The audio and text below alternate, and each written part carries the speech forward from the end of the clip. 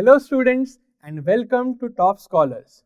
Today we'll be talking about another very interesting topic, that is exosmosis and endosmosis. Students, pay utmost attention in this particular topic. We are going to talk about osmosis, and first we are going to learn what exactly is osmosis. This is going to help you throughout your life.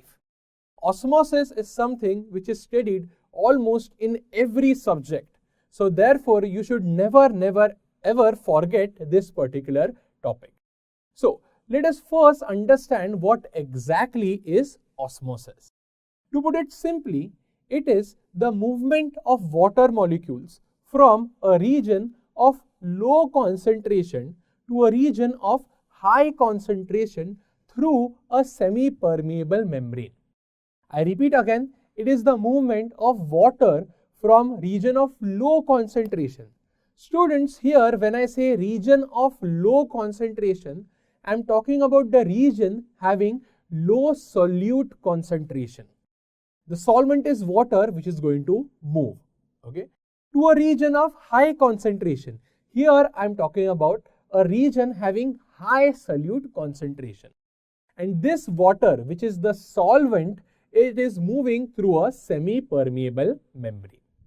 There is another way of explaining osmosis.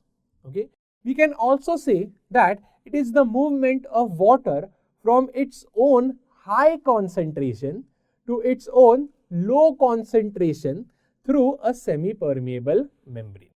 Yes, students, so never ever forget the concept of osmosis. Endosmosis. In this case, what do you think? The water will be moving out of the cell or coming into the cell? Yes, students, you are very correct. The water will be coming into the cell. Let us say you have the same cell now. Now you place it in a hypotonic solution.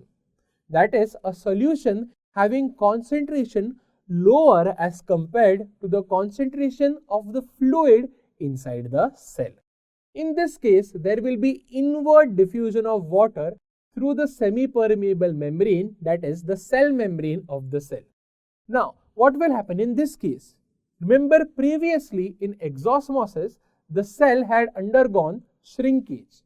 Here, the exact opposite will occur. This will lead to swelling up of the cell and the cell will become turgid. Yes, students? So, students, this was the type of osmosis, that is exosmosis and endosmosis. To learn more about this topic, download Toppscholars app.